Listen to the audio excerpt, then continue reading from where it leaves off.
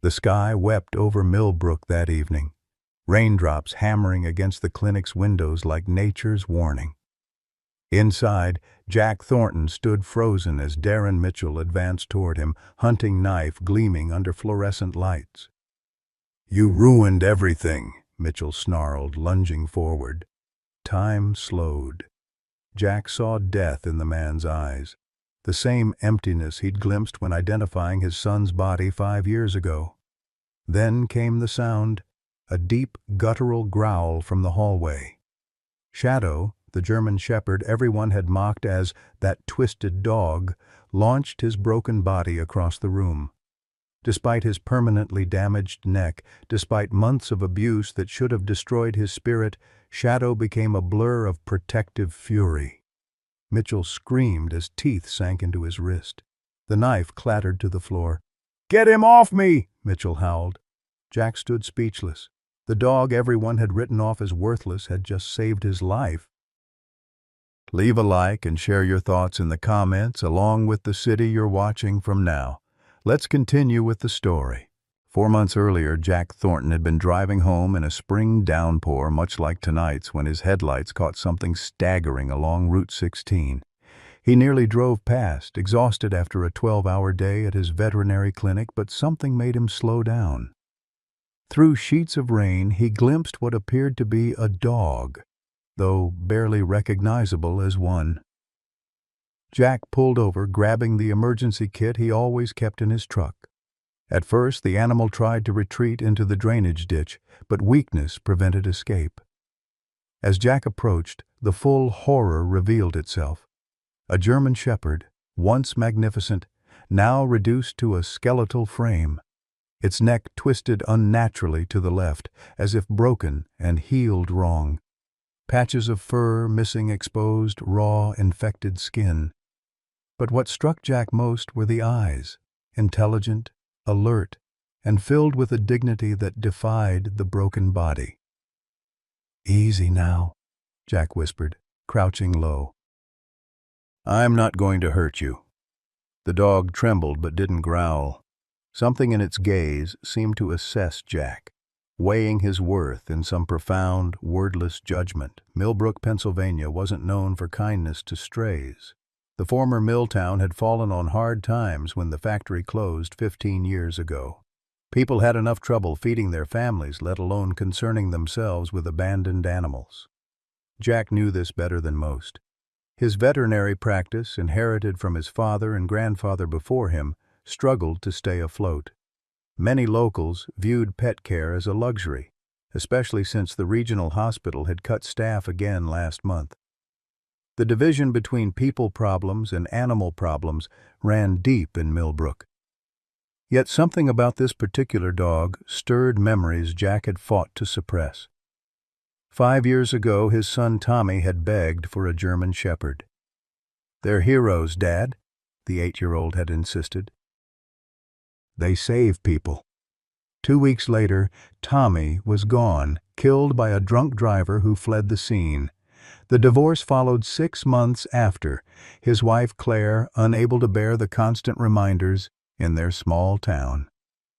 As rain soaked through his jacket, Jack made a decision his rational mind argued against. Carefully, he wrapped the dog in an emergency blanket and lifted him. The animal was shockingly light, at least 30 pounds underweight, and made no resistance beyond a soft whimper. "You're safe now," Jack murmured, though he knew promises came easy, and keeping them was the hard part. He hadn't been able to keep Tommy safe after all. At the clinic, Jack gently placed the dog on an examination table. Under proper light, the injuries appeared even worse. Old cigarette burns peppered the haunches, a partially healed gash ran along the rib cage and the neck. Jack's medical mind catalogued the horror. Cervical trauma with improper healing, likely deliberate. This wasn't neglect. This was methodical cruelty. "What's your name, boy?" Jack asked softly, checking for a collar or microchip and finding neither. The dog's eyes, deep brown and somehow still trusting, looked directly into his shadow, Jack decided, noticing the small white star-shaped patch on the dog's chest, the only untarnished spot on his battered body. "We'll call you Shadow." The morning after bringing Shadow to the clinic, Jack found Emma Rodriguez already at work, preparing for their first appointments. Her eyes widened when she saw the state of the German Shepherd huddled in the recovery kennel. "Dr. Thornton, what happened to that poor dog?" she asked, her voice barely above a whisper. "Found him on Route 16 last night," Jack replied, kneeling to check Shadow's IV line. "Someone did this deliberately, Emma. This isn't neglect. It's torture." Emma's hand flew to her mouth, but Jack noticed something else in her expression. Fear, perhaps. She looked away quickly.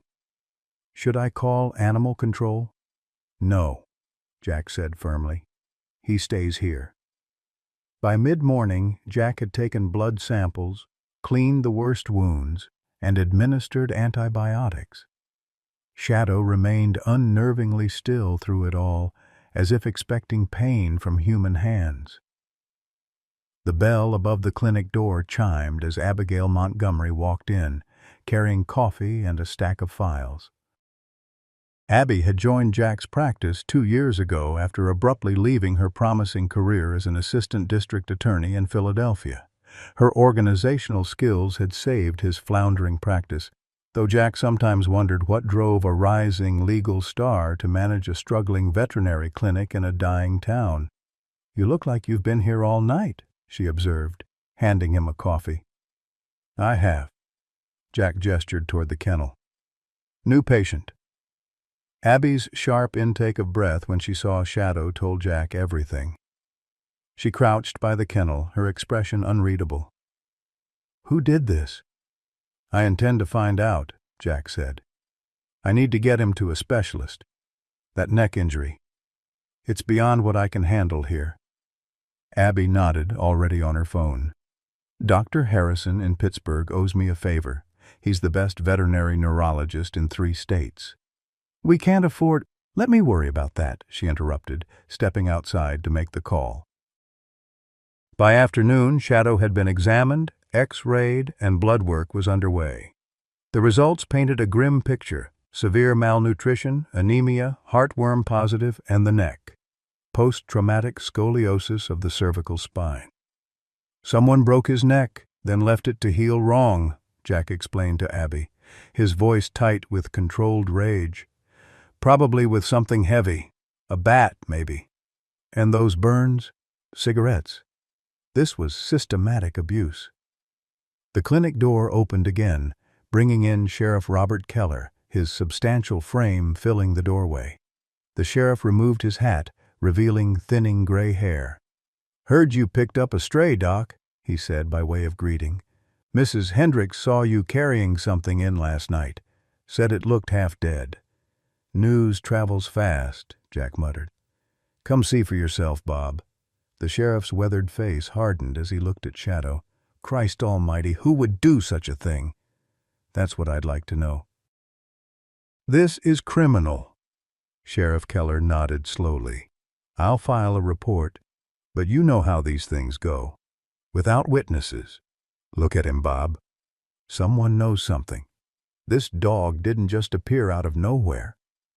"I'll ask around," the sheriff promised, though his tone suggested limited hope. After he left, Jack called Dr. Benjamin Harrison in Pittsburgh and arranged to transport Shadow the following day. The elderly specialist had agreed to see them immediately, a minor miracle given his usual 6-month waiting list. That evening, after Emma had gone home, Jack sat beside Shadow's kennel, reviewing the day's test results. The dog watched him with those intelligent eyes, still maintaining a cautious distance. "Tomorrow we're going to see someone who can help you," Jack told him softly. "Though I can't promise it won't hurt. Truth is, I don't know if your neck can ever be fixed." Shadow's ears twitched at the sound of Jack's voice, the first responsive movement he'd shown. "I know what it's like," Jack continued, surprised at himself for talking to the dog like this. "When something breaks you so badly you think you'll never be right again." Shadow inched forward slightly, his movement labored. "My boy would have loved you," Jack whispered, reaching his hand toward the kennel. "He always wanted a dog like you." To Jack's astonishment, Shadow extended his nose just enough to touch Jack's fingertips, a moment of connection so fragile it brought tears to his eyes. The morning journey to Pittsburgh was tense. Shadow trembled in the carrier but made no sound.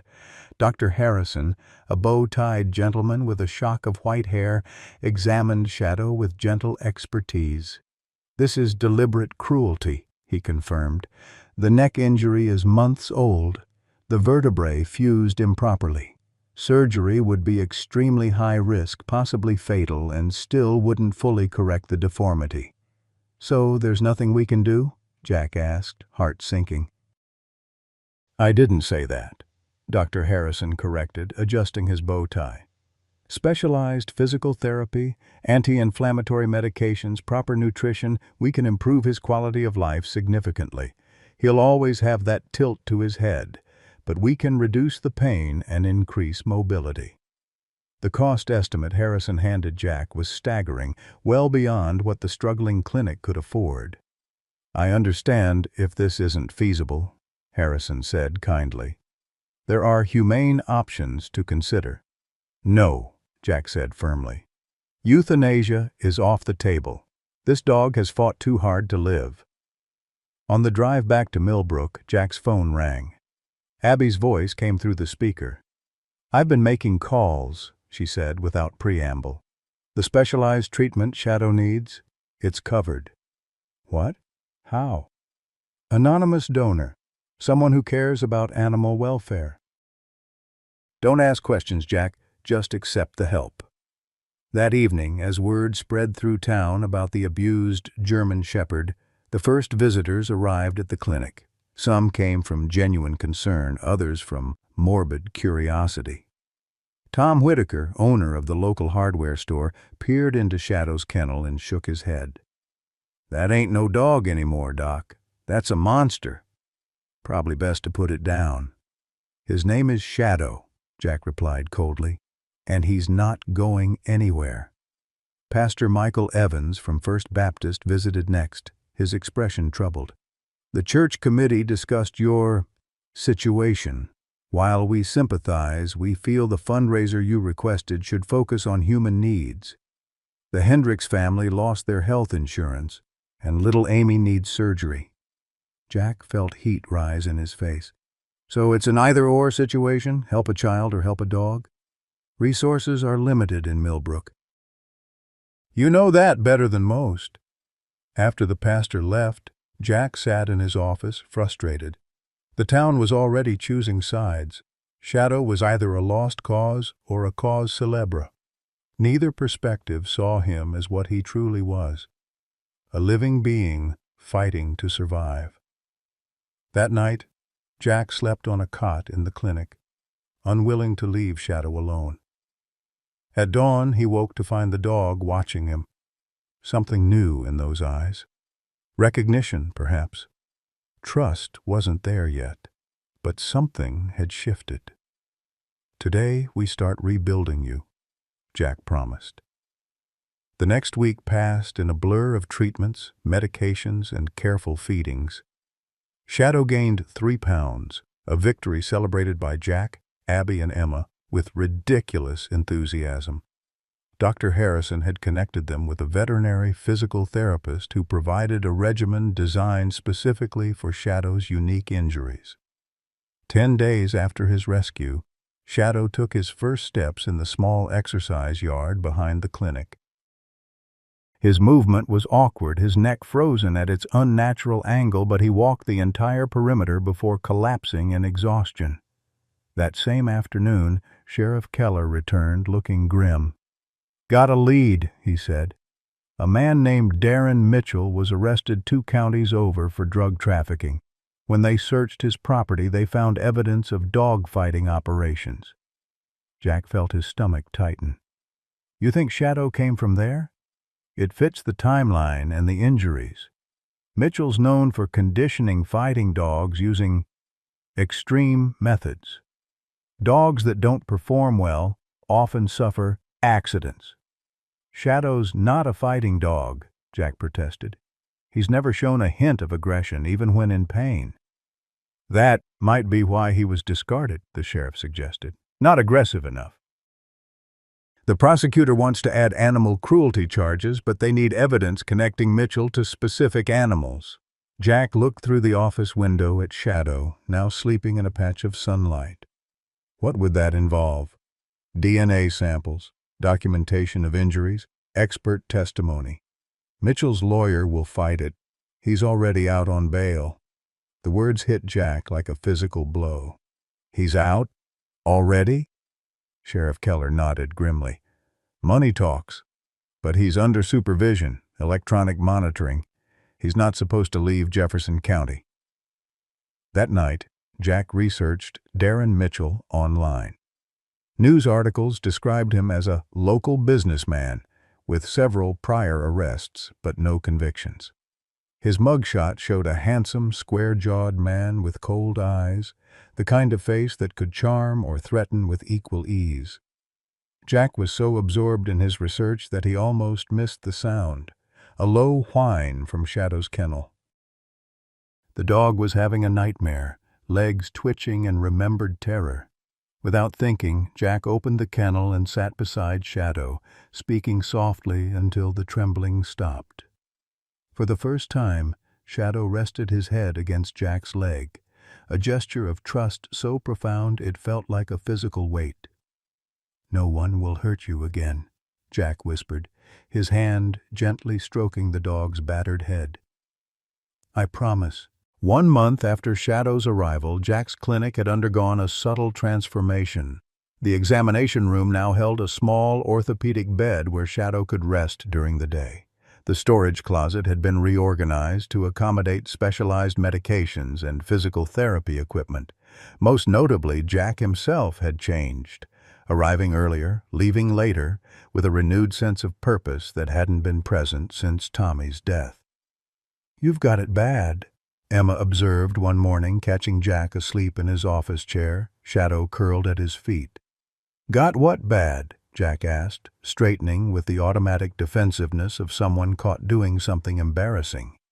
Emma gestured between man and German shepherd. "This whole thing.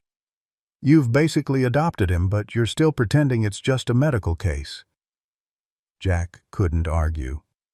Though Shadow officially remained a clinic resident, the German shepherd had become the center of Jack's world. Each small victory, Shadow taking food directly from his hand, the first tentative wag of his tail, the moment he voluntarily approached Jack instead of retreating, felt monumental. The physical rehabilitation followed Dr. Harrison's carefully prescribed regimen. 3 times daily, Jack performed gentle stretching exercises to improve Shadow's mobility. Specialized neck braces provided support without forcing correction, allowing the damaged muscles to strengthen gradually. A carefully balanced diet addressed the severe malnutrition, though Shadow still looked painfully thin compared to a healthy German shepherd.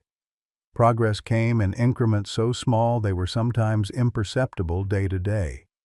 Only when Dr. Harrison visited for a follow-up did Jack realize how far they'd come. "His muscle tone has improved remarkably," Harrison noted, reviewing the before and after photos. "And he's gained nearly 15 pounds. That's significant." The elderly specialist adjusted his bow tie thoughtfully. "But more importantly, look at his eyes." Jack studied the photographs. In the earliest images, Shadow's eyes held the vacant stare of an animal expecting only pain. The recent photos showed alertness, awareness, perhaps not trust yet, but at least engagement with the world around him. "He's coming back to himself," Harrison said simply, "finding who he was before." As Shadow's physical condition improved, Jack grew increasingly curious about his background. The German shepherd displayed behavior suggesting formal training, responding to certain gestures, occasionally falling into a disciplined wait posture. showing remarkable focus when given tasks. He wasn't just a pet, Jack told Abby, watching Shadow methodically inspect a row of toys they'd set out to stimulate his mental development. The way he problem solves, how he catalogs his environment, that's specialized training. Abby nodded. I had the same thought. I've been making inquiries through my old contacts, checking missing canines, service dogs, therapy animals. Nothing matching his description yet, but I'll keep looking. Sheriff Keller brought updates on the Mitchell investigation, which had expanded as evidence mounted. They found 3 more properties linked to him through shell companies, he reported during one visit. A warehouse in Jefferson County, hunting cabin out near the state forest, and an apartment in Pittsburgh. Search warrants are in process. Any progress on the animal cruelty charges? Jack asked. Building the case, Mitchell's lawyer is fighting every step, claiming insufficient evidence linking specific animals to his client. The sheriff glanced at Shadow. DNA tests might help. If we could match Shadow's DNA to hair samples from Mitchell's property, it would strengthen the connection. Jack agreed to the testing, though he privately worried about what it might mean for Shadow. If the German Shepherd became evidence in a criminal case, what control would Jack have over his future? As Shadow's condition improved, Jack began taking him for short walks around the clinic property. At first, these outings lasted only minutes, the German Shepherd quickly exhausted by even mild exertion. Gradually, they extended their territory, venturing to the small park behind the clinic where Shadow could experience grass, trees, and open space in safety. During these walks, Jack noticed the German Shepherd's extraordinary awareness. Shadow catalogued every sound, scent, and movement, not with anxiety, but with a professional assessment that reminded Jack of police officers scanning crowds. He seemed particularly attentive to children, orienting toward their voices with subtle shifts in posture. One afternoon, they encountered Mrs. Wright walking her elderly poodle. Shadow immediately positioned himself between Jack and the approaching pair, not aggressively, but attentively. "Well, look who's out and about," Mrs. Wright called cheerfully. "The miracle dog himself." Jack smiled, keeping a gentle hand on Shadow's head. "We're building up his stamina. Still gets tired pretty quickly. Considering where he started, it's remarkable." Mrs. Wright studied Shadow with knowing eyes. "You know, my late husband trained dogs for the police department. I recognize that look, the focus, the alertness. This boy had a job once." Jack nodded. "We think so too, just don't know what kind yet." Mrs. Wright's poodle strained toward Shadow, but the German Shepherd remained perfectly still, waiting for permission to interact. Only when Jack gave a subtle okay did Shadow lower his head to sniff the smaller dog, a controlled, gentle greeting that spoke of careful training. "Military, maybe?" Mrs. Wright suggested. "Or search and rescue." "Something that required discipline but also independence. See how he makes his own assessments. He's not just following commands, he's thinking." The encounter lingered in Jack's mind, adding another piece to the puzzle of Shadow's past. A working dog, highly trained, somehow falling into Mitchell's hands. The trajectory seemed both tragic and oddly hopeful. If Shadow had been valuable once for his skills, perhaps he could find purpose again. That evening, as Jack reviewed patient files in his office, Shadow suddenly raised his head, ears forward in alert attention. Seconds later, the clinic door chimed, someone entering after hours despite the closed sign. Jack moved cautiously into the reception area, Shadow following close behind. A tall man in a battered leather jacket stood examining the clinic's bulletin board. When he turned, Jack recognized Tom Whitaker from the hardware store. "Can I help you?" Jack asked, noting Shadow's subtle shift in position, moving slightly in front of Jack, head low in assessment. "Just checking on that dog everybody's talking about," Whitaker said, his gaze landing on Shadow. "Heard you fixed him up." "He's recovering," Jack replied, automatically resting a protective hand on Shadow's back. Something about Whitaker's interest felt off. his body language too casual, his eyes too calculating. "Friend of mine might be interested in him," Whitaker continued. "Collects rare breeds, unusual cases, pays good money too." Jack felt a chill despite the warmth of the clinic. "He's not for sale. He's evidence in an ongoing investigation." Whitaker's expression hardened slightly. "Investigation's going nowhere. Everyone knows that. Mitchell's got the best lawyers in 3 counties. "Then you know Mitchell?" Jack asked, careful to keep his tone neutral. "Small town. Everyone knows everyone." Whitaker stepped closer and Shadow's body tensed imperceptibly. "Think about it, Doc. That dog's costing you a fortune in specialized care. My friend would take him off your hands, give you a nice finder's fee. 5 grand, maybe more." The offer confirmed Jack's suspicions. Whitaker wasn't here out of curiosity. He was working for someone, possibly Mitchell himself. "Like I said, he's not available. Now, if you'll excuse us, we're closed." Whitaker lingered a moment longer, his gaze moving between Jack and Shadow with undisguised calculation. "Your call, Doc. Offer's open if you change your mind." After he left, Jack immediately called Sheriff Keller. "I think Mitchell's trying to get to Shadow," he explained, describing Whitaker's unusual visit. "Is it possible he's out on bail?" "No," Keller assured him. "He's still in county lockup, but he's got connections, people who owe him favors or fear him." "I'll have a deputy drive by the clinic more regularly, and you should consider upgrading your security system." The incident left Jack unsettled.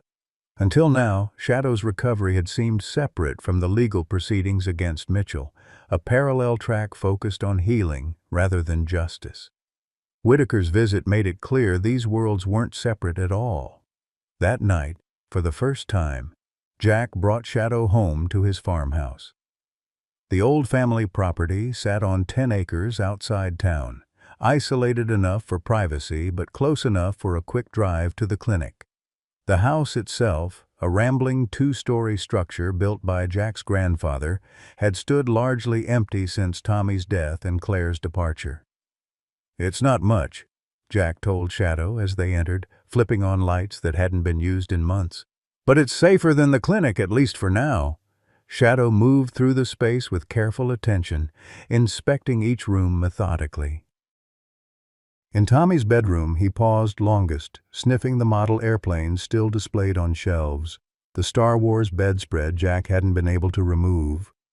"That was my son's room," Jack said quietly, standing in the doorway. "He would have loved you."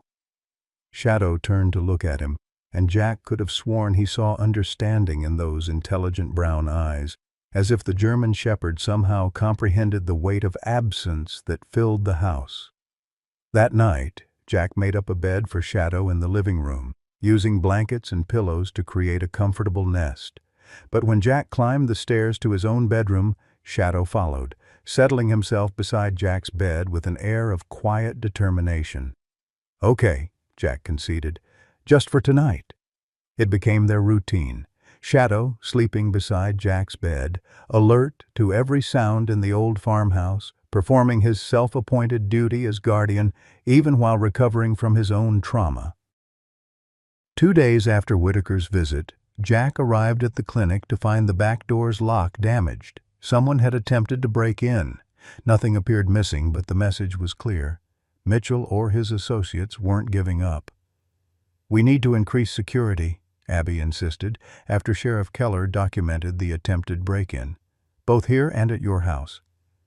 By week's end, the clinic had a new alarm system, security cameras, and reinforced locks. Jack's farmhouse received similar upgrades, with additional motion sensor lights covering the long driveway and surrounding yard. These precautions proved timely. The following Tuesday, one of the newly installed cameras captured a pickup truck driving slowly past the clinic at 2 a.m., the driver clearly visible as he studied the building. Sheriff Keller identified the man as Kevin Dawson, a known associate of Mitchell's with a record of burglary and assault. "They're definitely interested in Shadow," Keller confirmed. "The question is why. If it's just revenge, Mitchell wanting to harm the dog that could help convict him, that's one thing. But this feels more calculated. Jack had been wondering the same thing. Could Shadow have witnessed something? Seen something Mitchell doesn't want found? It's possible. Animals observe without judgment. They're perfect witnesses in that sense. But they can't testify. Unless, Abby interjected, what Shadow witnessed left physical evidence. Something he could lead investigators to. The possibility hung in the air, giving new urgency to understanding Shadow's background and training. If he had been a search dog, particularly one trained in evidence recovery, he might indeed represent a unique threat to Mitchell. That afternoon, Abby received a call that shifted everything. "I found something," she told Jack, excitement evident in her voice. "A search and rescue dog reported missing 3 years ago in Colorado. German Shepherd, specialized in cadaver detection and evidence recovery. The physical description matches, including that white star marking on his chest." 3 years is a long time, Jack cautioned, and Colorado's a long way from Pennsylvania. The timing fits with when Mitchell started expanding his operations west, Abby countered. "And look at this." She showed Jack a photograph of a German Shepherd in a search and rescue vest, standing proudly beside a middle-aged handler. Despite the differences, the healthy weight, unmarked coat, straight neck, the intelligent eyes were unmistakable. "His name was Scout," Abby said softly. "He disappeared during a training exercise in the mountains. His handler searched for months but eventually had to accept he was gone." Jack studied the photograph, emotions conflicting. If this was indeed Shadow, it confirmed their suspicions about his training and value. But it also meant someone else had loved him once, someone who might have a stronger claim than Jack's improvised guardianship. "Have you contacted the handler?" he asked. "Not yet. I wanted to be more certain before giving him false hope. I've requested Scout's training records and medical history. If they match Shadow's pre-injury condition, we'll have stronger confirmation." Jack nodded, trying to ignore the hollow feeling in his chest. He'd known from the beginning that Shadow might have another home somewhere, another person who missed him. The possibility had seemed remote given his condition, but now— "Do what you need to do," he told Abby. "If Shadow is Scout and his handler wants him back, that's what matters."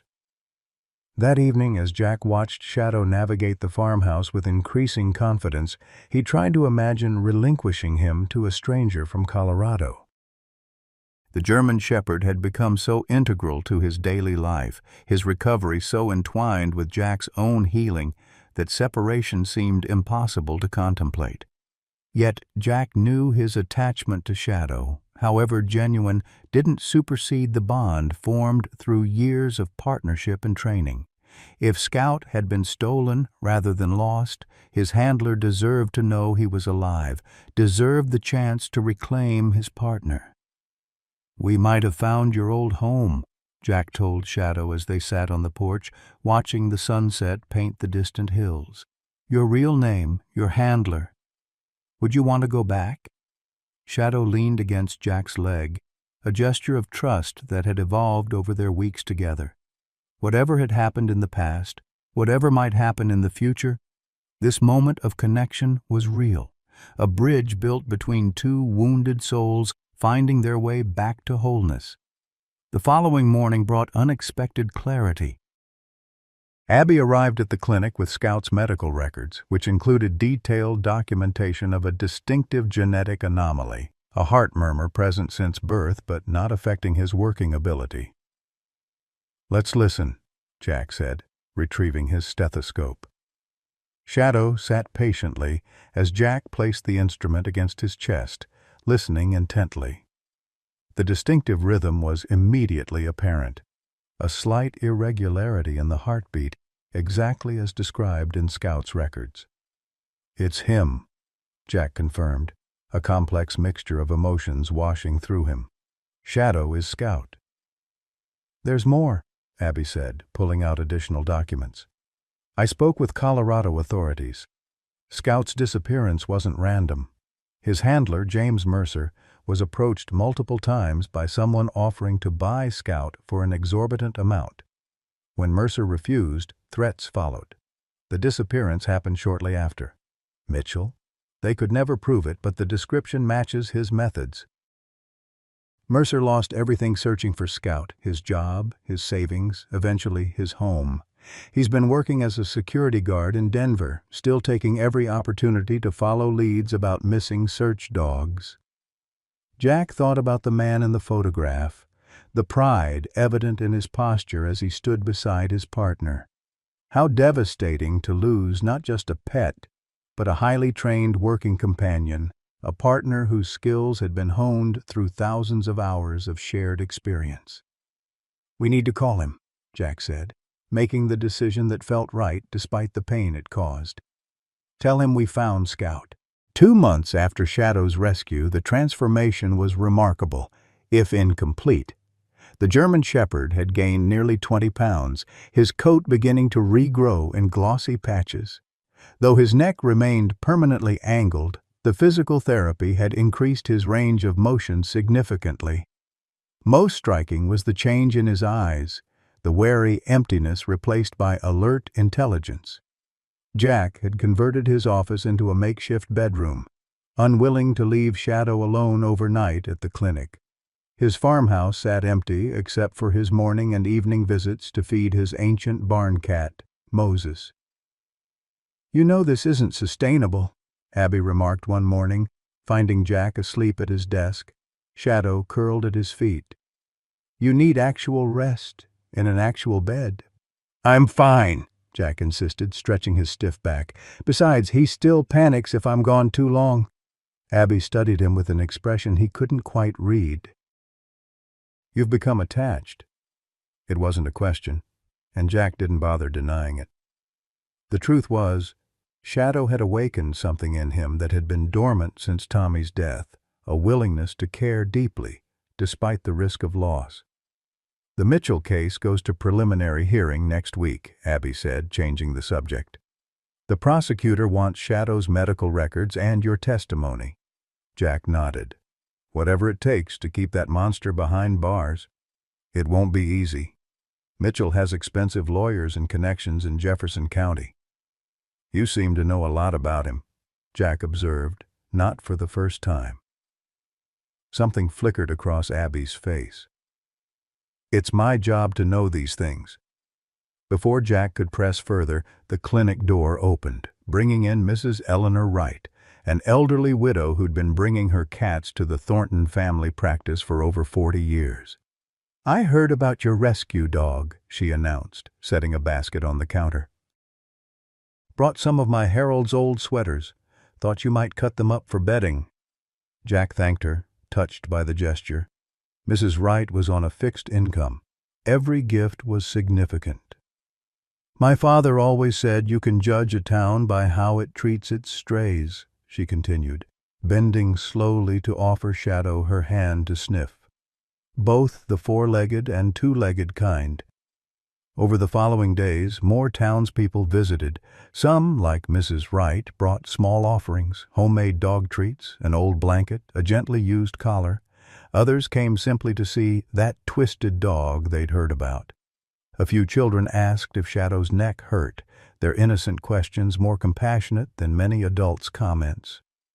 Pastor Evans returned this time with his 10-year-old daughter Lily. While the pastor remained stiffly formal, Lily immediately sat on the floor near Shadow, respecting his space, but offering friendship. "He's not scary, Daddy," she declared. "He's just hurt." The pastor's expression softened slightly. "The Sunday school children took up a collection," he said, handing Jack an envelope containing $37.12. "For Shadow's medicine." Progress came in small moments. Shadow allowing Emma to check his wounds without trembling. The first time he took food directly from Jack's hand. The morning Jack arrived to find Shadow had moved from his bed to the office chair, looking almost pleased with himself. Each victory was hard-won, shadowed by setbacks. A car backfiring sent Shadow into panic, cowering in his kennel for hours. The arrival of a tall, broad-shouldered delivery man triggered such terror that Shadow urinated uncontrollably, then hid himself in shame. "He's remembering," Dr. Harrison explained during a follow-up visit. "Trauma doesn't just live in the mind, it resides in the body. Something triggers a physical memory, and he's back in that moment of terror." "Will he ever fully recover?" Jack asked. The elderly specialist considered this. "Recovery isn't about returning to some previous state of perfection. It's about building something new from what remains. Shadow will never be the dog he was before the abuse, but he can become something equally valuable, perhaps even more so because of what he's survived." Jack thought about this often in the quiet evenings, watching Shadow sleep. What remained after devastating loss? What could be built from the ruins? These questions applied as much to himself as to the dog. One Tuesday afternoon, Jack took Shadow for their now routine walk through the small park behind the clinic. Shadow still moved awkwardly, his gait compensating for the neck injury, but he walked with increasing confidence. Several locals nodded in greeting, now familiar with the sight of the veterinarian and his unusual companion. They were crossing near the playground when Jack heard a child scream. A little boy, perhaps 4 years old, had climbed too high on the jungle gym and was frozen in terror. "Tyler!" A woman rushed toward the structure, panic in her voice. "Don't move, baby!" But the child, trying to back away from the edge, lost his footing. Jack was already running, but knew he wouldn't reach the boy in time. Shadow moved faster than Jack had ever seen him move.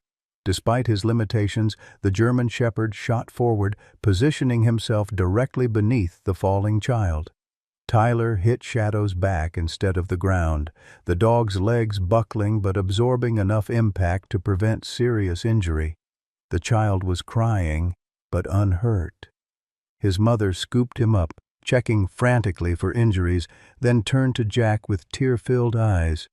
"Your dog saved my son," she whispered. Word of Shadow's heroism spread through Millbrook with astonishing speed. By evening, the clinic phone rang constantly with calls from locals and even reporters from the county newspaper. Shadow, confused by the attention, retreated to Jack's office where he could observe the commotion from a safe distance. "He was a search and rescue dog," declared Mrs. Wright with absolute certainty.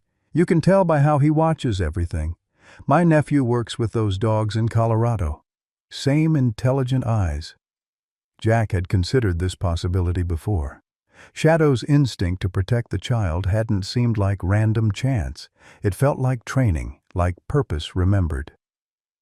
That evening, after the excitement died down, Sheriff Keller visited the clinic, bringing news that shifted everything.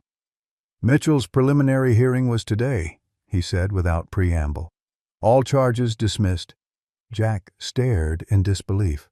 "How is that possible? There was evidence that mysteriously disappeared from the evidence locker." "Witness who suddenly couldn't remember what they saw." The sheriff's disgust was palpable. "Someone got to them, Jack. Mitchell has reach." "What about the animal cruelty charges?" "Without the drug charges to hold him, the prosecutor doesn't have enough to pursue the animal case alone. Not yet, anyway." Jack felt cold anger rising. "So he walks free, after what he did to Shadow. To how many other animals?" "The investigation continues," Keller said, though his tone lacked conviction. "But I came to warn you. Mitchell knows about Shadow. One of his associates was in the courtroom when your name came up as a potential witness." "Let him come," Jack said, hand instinctively moving to Shadow's head. "We'll be ready." After the sheriff left, Jack reinforced the clinic's security system and began bringing Shadow to his farmhouse at night.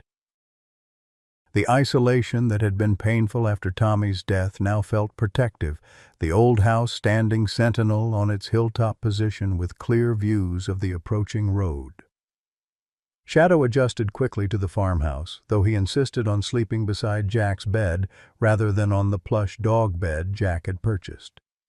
Moses the cat regarded the newcomer with aristocratic disdain before establishing clear boundaries. The cat owned the windowsills. The dog could have the floor. 3 days after Mitchell's release, Emma arrived at the clinic visibly distressed, her hands shaking as she organized supplies. "Everything okay?" Jack asked. "Fine," she answered too quickly. "Just didn't sleep well." Later that morning, Jack returned from a farm call to find Emma in tears in the storage room. "I did something terrible," she confessed. "A man came by last week asking questions about Shadow. He said he was from an animal welfare organization, investigating abuse cases. I told him everything, the injuries, the treatments, where you live." Jack felt a chill. What did this man look like? Tall, good-looking, very charming. He seemed so concerned. Her voice trailed off. "It was Mitchell, wasn't it? I saw his picture in the paper this morning." Jack nodded grimly. "Call Sheriff Keller. Tell him Mitchell's been gathering information. Then call Abby." That night, Jack sat on his porch, shotgun across his lap. Shadow lay beside him, unusually alert, head raising at every distant sound. The sheriff had promised to increase patrols past the property, but warned they were stretched thin, covering the entire county. Around midnight, headlights appeared on the distant road, slowing as they approached the turnoff to Jack's long driveway. Shadow stood, a low growl building in his throat. The vehicle, a dark SUV, paused at the entrance to the drive, then continued past. Shadow maintained his vigil for several minutes after the tail lights disappeared. "Good boy," Jack murmured. "We're watching too." The following day brought an unexpected visitor to the clinic. An elegant, silver-haired woman in her late 60s entered shortly after opening, her posture regaled despite her evident discomfort. "I'm Martha Wilson," she introduced herself. "I believe you've been receiving anonymous donations for Shadow's care." Jack exchanged a look with Abby, who appeared unnervingly pale. "You're our donor?" Jack asked. "Yes." Mrs. Wilson's composure wavered slightly. "May I see him?" Jack hesitated, then led her to his office where Shadow was resting. The dog raised his head, studying the visitor with cautious interest. "He's recovering well," she observed, her voice thick with emotion. "Better than I dared hope." "Mrs. Wilson," Jack said carefully, "why this dog? Why Shadow specifically?" She turned to face him, her elegant facade cracking to reveal profound grief. "Because Darren Mitchell is my son, Dr. Thornton. And I failed to protect him from becoming a monster. Perhaps by helping his victims, I can begin to atone for what I couldn't prevent." The revelation struck Jack, speechless. Martha Wilson continued, her voice steady despite the pain evident in her eyes. "My husband was cruel. He believed violence made boys into men. By the time I found the courage to leave him, Darren had already learned his lessons too well." She looked at Shadow again. "When I heard about this dog, about what my son had done, I had to help somehow." "Does Mitchell know you're helping us?" Abby asked, her voice unusually tight. "No. And he mustn't find out." Mrs. Wilson turned to leave, then paused. "Be careful, Dr. Thornton. Darren doesn't forget what he considers betrayal, and he views animals as possessions. He'll want Shadow back, if only to destroy what he sees as evidence." After she departed, Jack turned to Abby, whose expression had grown increasingly troubled throughout the exchange. "You knew, didn't you, about Mrs. Wilson?" Abby sank into a chair, the weight of a hidden burden evident in her posture. "It's time I told you the whole truth, Jack, about why I left Philadelphia, about why I really came to Millbrook." She took a deep breath. "Darren Mitchell is my cousin. Martha Wilson is my aunt. Jack stared at Abby, struggling to process her revelation. The controlled, competent woman who had helped transform his struggling practice now looked vulnerable, almost fragile. "My mother was Martha's sister," Abby continued, unable to meet Jack's eyes. "We spent summers together as children, Darren and I. He was different even then. He hurt animals, small things at first. When I threatened to tell, he pushed me from a treehouse. I broke my arm in 2 places. Jesus, Abby. Aunt Martha tried to intervene, but Uncle Robert was controlling. The family kept everything quiet." She finally looked up. "I became a prosecutor because of Darren, to put men like him away. When I heard he'd been arrested in Jefferson County, I requested the case. But he had connections I couldn't touch. Evidence disappeared. Witnesses changed statements. So you came here, to Millbrook, to watch him, to gather evidence. When I learned you'd rescued one of his dogs," she trailed off. "I should have told you sooner. I've been hunting my cousin for so long, I don't know how to trust anyone." Jack processed this, anger giving way to understanding. "Does Sheriff Keller know?" "No. Only Aunt Martha. We've been working together for years, trying to build a case against Darren that would actually stick." Shadow had approached during their conversation, sensing the tension. He placed his head on Abby's knee, a gesture of comfort that finally broke her composure. She buried her face in her hands. "I'm so sorry, Jack.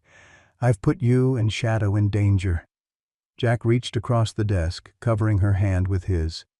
"We were already in danger. Now at least we know what we're facing." The next morning brought a development that changed everything. Sheriff Keller arrived at the clinic just after opening, his expression grave. "Mitchell's electronic monitoring ankle bracelet was found cut off near the county line," he announced. "He's in the wind." Jack felt cold dread settle in his stomach. "You think he's coming here? I think you and that dog need protection. I've stationed a deputy outside the clinic, and I'll have another at your farm tonight." Jack turned to Emma, who was listening with visible fear. "Cancel all appointments. Call everyone scheduled for today and tomorrow. Tell them there's a maintenance issue." After Emma left to make the calls, Keller lowered his voice. "There's more. When they searched Mitchell's property after he disappeared, they found some disturbing items. Training equipment for fighting dogs, but also photographs, records. This wasn't just some sideline, it was an organized operation." "Organized how?" "We think Mitchell was supplying dogs to fighting rings across state lines. It's now a federal investigation." The sheriff glanced toward Shadow, who was watching them from Jack's office doorway. "That dog might be more important than we realized. If he can be linked directly to Mitchell, he becomes evidence in a federal case." The implications were clear.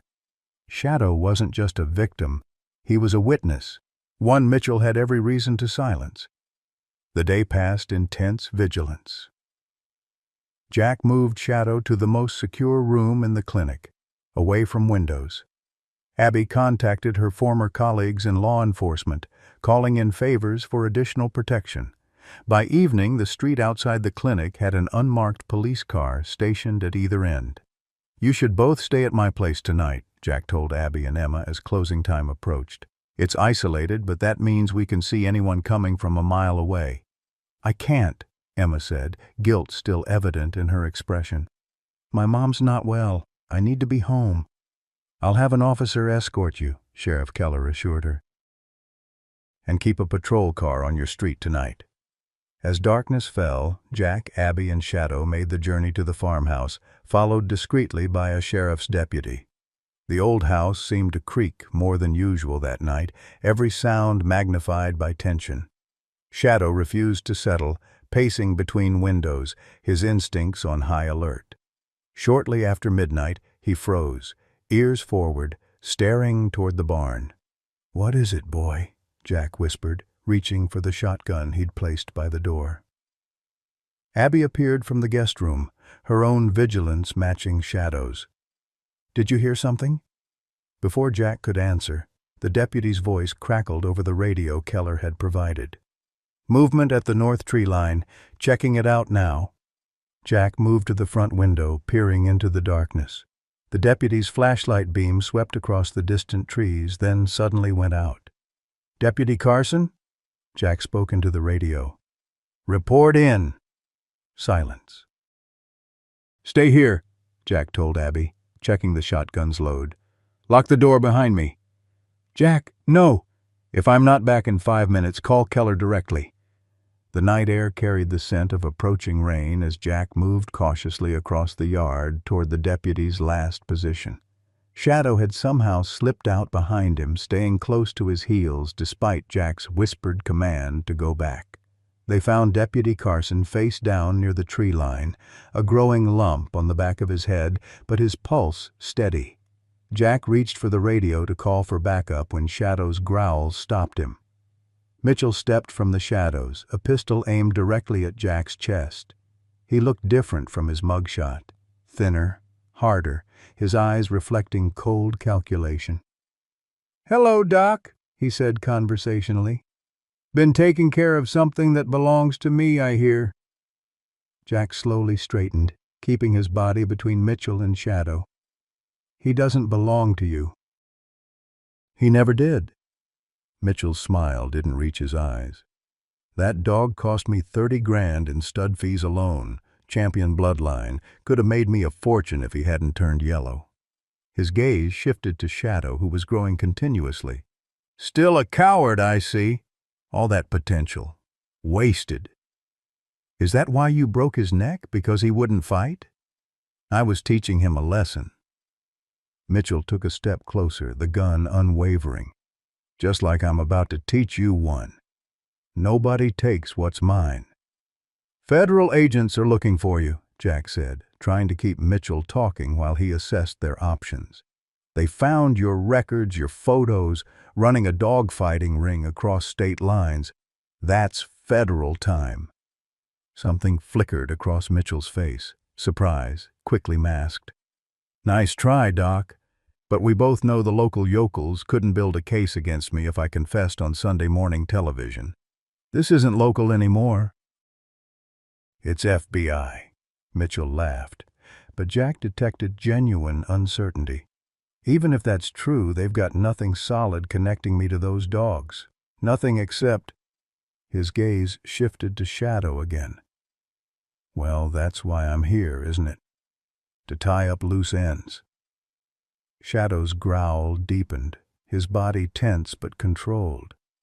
Despite his fear, Jack recognized something in the dog's stance. Not panic, but purpose.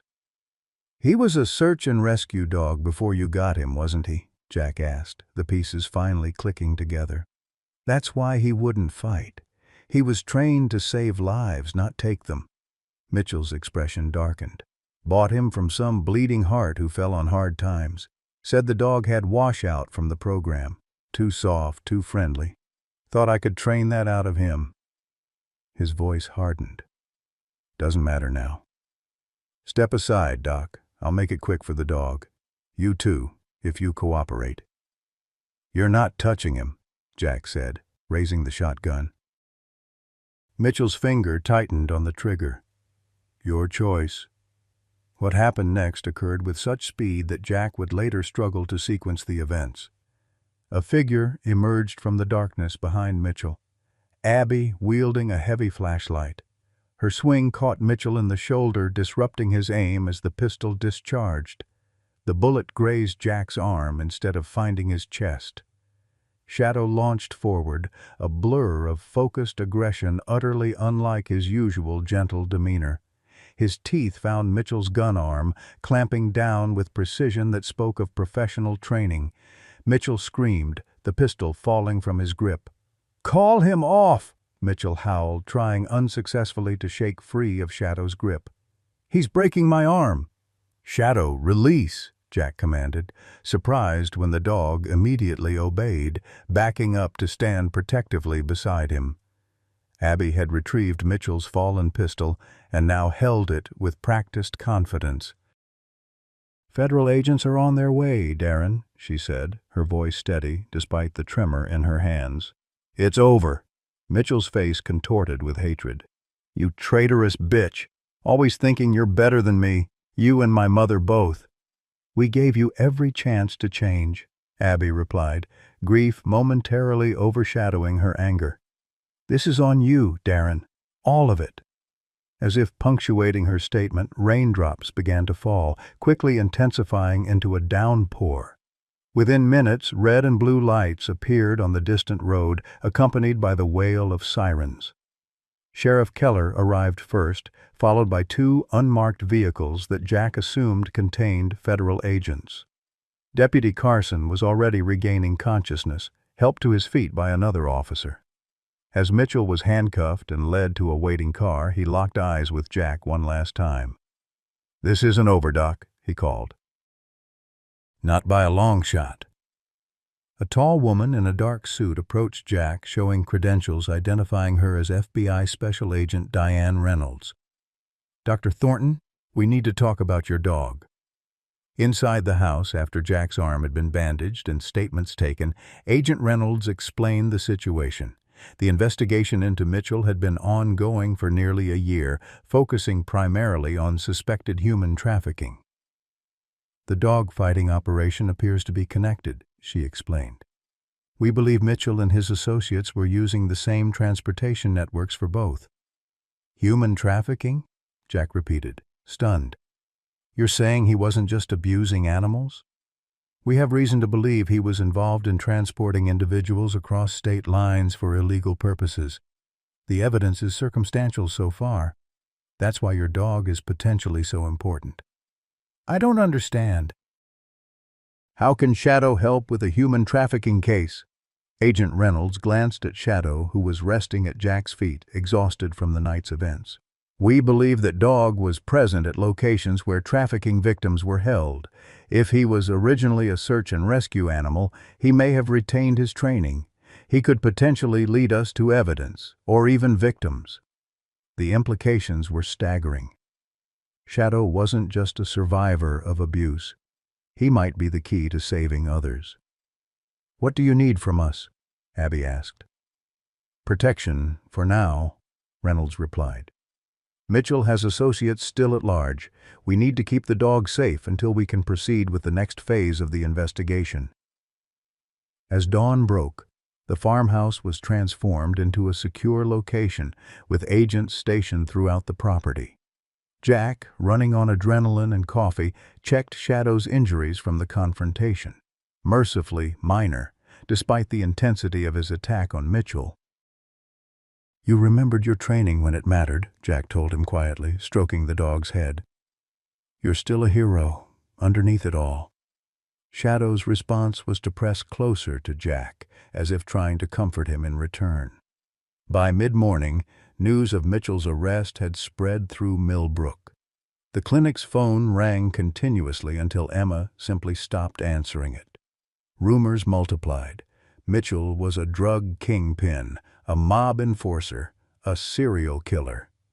The truth, Jack suspected, might be worse than any rumor. Agent Reynolds returned around noon, accompanied by a stocky, middle-aged man she introduced as James Mercer. Mr. Mercer was Shadow's original trainer, she explained. He worked with the Rocky Mountain Search and Rescue program until budget cuts 3 years ago. Mercer knelt slowly, holding out his hand palm down in a specific gesture.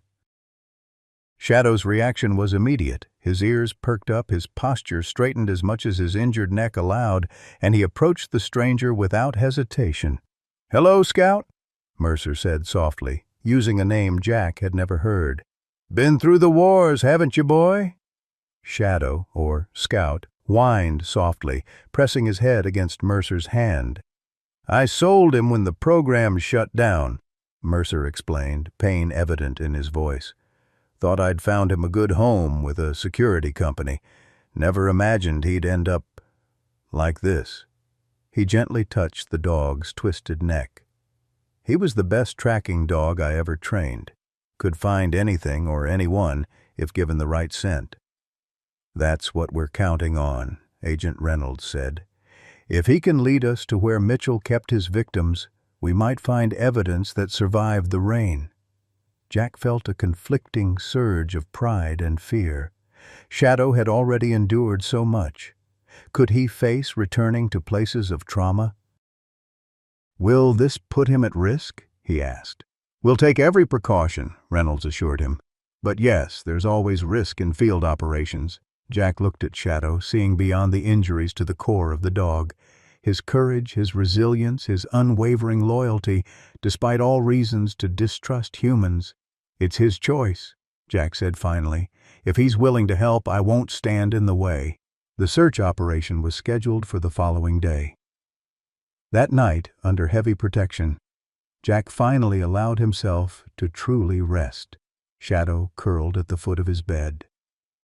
Despite the chaos of the past 24 hours, Jack felt an unfamiliar emotion stirring. Hope, perhaps, or purpose. Something he'd lost when Tommy died and had found again through this broken, brave dog. Whatever tomorrow brought, they would face it together. Dawn broke gray and misty over Millbrook as the search team assembled at Jack's farmhouse. Shadow seemed to sense the importance of the day, staying unusually close to Jack as they prepared. Agent Reynolds had brought a specialized K9 tactical vest, modified to accommodate Shadow's neck deformity. "This will protect him as much as possible," she explained, helping Jack secure the lightweight armor. "We don't anticipate armed resistance, but Mitchell's associates might still be in the area." James Mercer knelt beside Shadow, running through brief refresher commands. Despite years away from his training, Shadow responded with immediate focus, his intelligence shining through his damaged body. "Remarkable," Mercer murmured. "Most dogs would lose their training after what he's been through, but he remembers everything." The search would focus on 3 properties connected to Mitchell: his main residence, already searched by authorities but worth revisiting with Shadow's specialized skills, an abandoned warehouse he owned through a shell company, and a remote hunting cabin registered to his late father. Jack insisted on accompanying Shadow to each location despite Agent Reynolds's reservations. "He trusts me," Jack said simply. "And I promised I wouldn't leave him." The FBI team reluctantly agreed, providing Jack with a protective vest and strict instructions to follow orders without question. Abby would remain at the farmhouse, coordinating communication with Martha Wilson, who had valuable information about her son's properties. The main residence yielded nothing new.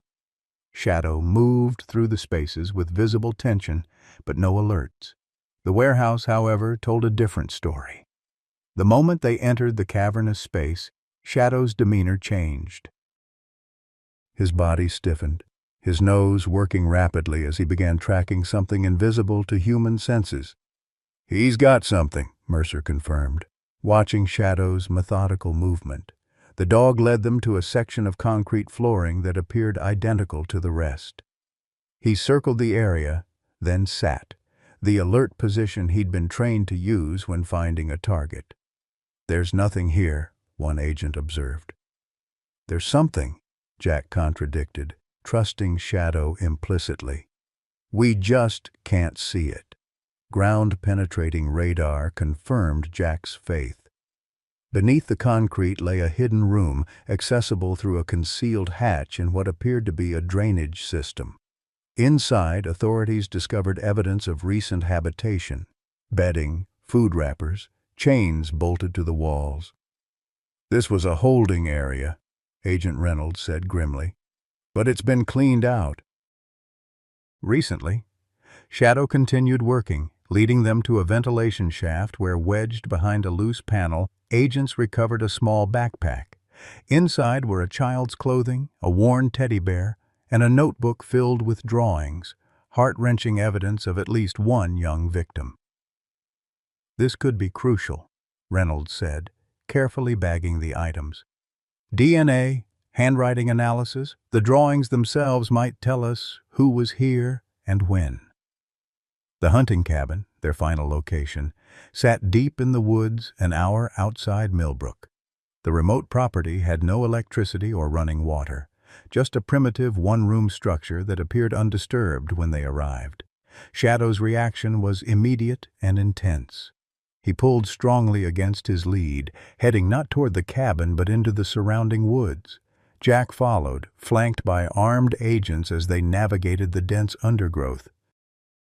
Approximately 200 yards from the cabin, Shadow stopped at what appeared to be an old well covered with weathered boards. He circled the structure, whining anxiously, then began pawing at the edges. "He wants us to look inside," Mercer translated, his expression grim. When agents carefully removed the boards, the beam of their flashlights revealed a horrifying sight. The well contained not water but evidence of unspeakable crimes, personal effects that appeared to belong to multiple victims, discarded like trash. "My God," Jack whispered, turning away from the grisly discovery. Shadow pressed against his leg, as if offering comfort. Despite the trauma of returning to these places of suffering, the dog remained focused on his mission, finding evidence that might bring justice. By late afternoon, forensic teams had taken over the cabin site. The evidence recovered would take weeks to process, but Agent Reynolds appeared cautiously optimistic. "This may be the break we needed," she told Jack as they prepared to leave. "Your dog has given us more in one day than we found in months of investigation." The drive back to Millbrook should have been triumphant. Shadow had performed brilliantly, potentially helping to break open a major case. But as they approached town, Jack noticed Shadow's breathing becoming labored, his body trembling with more than just exhaustion. "Something's wrong," he told Agent Reynolds, who was driving. "We need to get to the clinic, now." By the time they arrived, Shadow could barely stand. Jack carried him inside, his mind racing through possible causes, stress, exertion, or something more sinister. Had Mitchell somehow managed to harm Shadow even from behind bars? "Call Dr. Harrison in Pittsburgh," Jack instructed Emma as he laid Shadow on the examination table. "Tell him it's an emergency." Initial examination revealed an elevated temperature, rapid heartbeat, and signs of internal distress. Jack started IV fluids and supportive care while waiting for guidance from the specialist. Abby arrived shortly after, her face pale with concern. Could Mitchell have arranged for him to be poisoned somehow?" "I don't think so," Jack said, though the thought had crossed his mind. "The timeline doesn't fit, and he was under constant surveillance." He ran gentle hands over Shadow's body, searching for any overlooked injury. "I think it's the strain, the physical exertion combined with the emotional stress of revisiting those locations. His body is already compromised from the previous injuries and malnutrition." Dr. Harrison, reached by phone, agreed with Jack's assessment. The neck injury likely affected more than just his mobility, the specialist explained. There could be underlying neurological or cardiovascular issues that only manifest under extreme stress. "What can we do?" Jack asked, fighting to keep his voice steady. "Supportive care for now. Monitor his cardiac function closely. If he stabilizes enough for transport, bring him to Pittsburgh. I'll clear my schedule." As night fell, word spread through Millbrook about Shadow's condition. To Jack's surprise, people began gathering outside the clinic, first a few, then dozens. Some brought candles, others flowers or handwritten cards. Pastor Evans arrived with several church members, organizing an impromptu prayer circle on the sidewalk. "I don't understand," Jack said, watching through the window. "Last month, half these people thought he should be put down." "People change," Abby said softly. Shadow helped them see differently. Inside, Shadow's condition continued to deteriorate. His breathing grew more labored, his once alert eyes now dull with pain. Jack stayed beside him, monitoring vital signs while administering medications Dr. Harrison had recommended. Around midnight, Shadow suffered a seizure, brief but terrifying. When it passed, he lay unnaturally still, only the shallow rise and fall of his chest indicating life. "Fight, boy," Jack whispered, his throat tight with unshed tears. "You've come too far to give up now." The night stretched endlessly, each hour bringing new challenges. By dawn, Jack had exhausted every treatment option available at the small clinic. Shadow needed specialized care immediately, but his condition made transport risky. "I've arranged for an emergency veterinary transport," Agent Reynolds announced, entering the clinic after a brief conversation with her superiors. "Helicopter will be here in 20 minutes. They can have him at the veterinary hospital in Pittsburgh in under an hour." Jack looked up, momentarily speechless at this unexpected development. "The Bureau considers him a material witness in an ongoing federal investigation," Reynolds explained, though her expression suggested more personal motivation. "We're authorized to provide necessary resources for his care." The helicopter landed in the high school football field, the closest suitable location. Jack rode in the ambulance that transported Shadow from the clinic, maintaining the IV lines and oxygen support. At the landing site, a crowd had gathered, nearly half the town, it seemed, coming to witness Shadow's departure. As the medical team prepared to transfer Shadow to the helicopter, an elderly man stepped forward from the crowd. Jack recognized him as Walter Green, a reclusive veteran who rarely participated in community events. "My grandson was taken 3 years ago," he said, his voice wavering with emotion. "Police never found him. This dog, he's helping find answers for families like mine." He pressed something into Jack's hand, a tarnished military medal. "For courage, he's earned it." Similar stories emerged from others in the crowd. A woman whose niece had disappeared. A father still searching for his son. Shadow's work with the FBI had awakened painful histories throughout the region, but also something else, a fragile hope for answers, for closure. Jack boarded the helicopter with Shadow, the dog's condition so precarious that the medical team had agreed Jack's presence was necessary for the journey. As they lifted off, he could see the gathered community watching from below, their faces turned upward in collective concern. In that moment, Jack realized that Shadow had accomplished something extraordinary beyond his search work. He had united a struggling town around a common cause, had reminded them of their capacity for compassion. The flight to Pittsburgh passed in tense vigilance, Shadow's condition neither improving nor worsening. Upon landing, a team from the veterinary hospital was waiting, Dr. Harrison among them. "We'll take him from here," the specialist assured Jack as Shadow was rushed into the facility. "We have everything he needs." For the first time in months, Jack was separated from Shadow. The emptiness was immediate and profound. In the waiting area, he sank into a chair, the adrenaline that had sustained him finally depleting. Abby arrived an hour later, having driven directly from Millbrook. She sat beside Jack in wordless support, her hand finding his.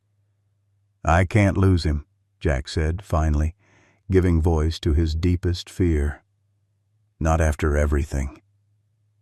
"I know," Abby replied simply. The hours crawled by with agonizing slowness. Occasional updates from medical staff revealed a grim battle. Shadow's heart had stopped once during initial treatment but had been successfully restarted.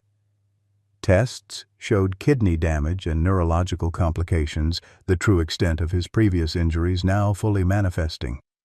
By evening, Dr. Harrison emerged, his expression grave. "We've stabilized him for now, but he's not responding to treatment as well as we'd hoped."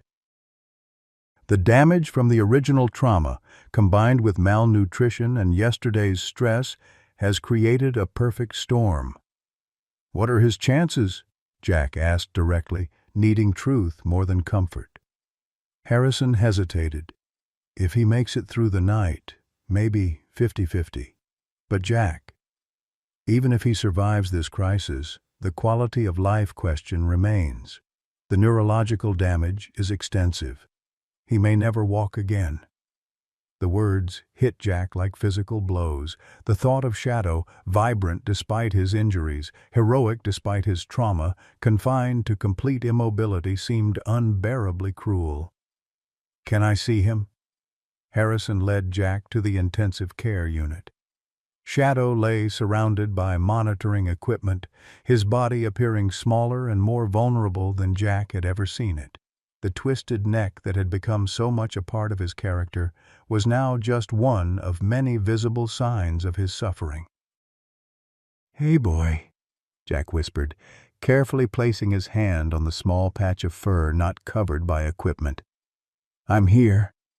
Shadow's eyes remained closed, but a faint movement, the slightest pressure against Jack's hand, suggested awareness of his presence.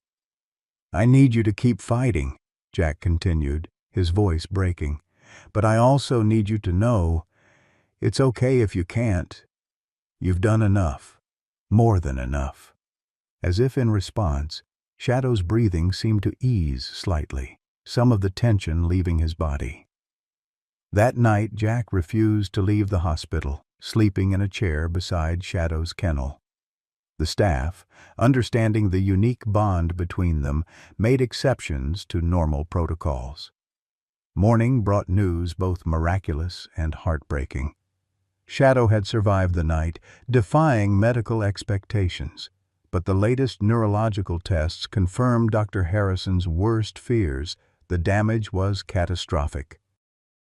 Shadow would likely never regain the ability to walk, much less perform the search work that had given him renewed purpose. "We need to discuss options," Harrison said gently, "including whether continuing treatment is in his best interest." The unspoken question hung in the air. Was it time to let Shadow go? Jack stood at the window overlooking the hospital grounds, the weight of the decision crushing. In his mind, he saw Shadow as he had been just days ago, moving with determination despite his twisted neck, using his damaged body to protect a child, to bring justice, to save Jack himself from Mitchell's bullet. "He deserves a chance," Jack said finally. "If he's still fighting, I won't give up on him." Dr. Harrison nodded, respect evident in his expression. "Then we'll do everything possible. But Jack, prepare yourself. The road ahead will be difficult for both of you."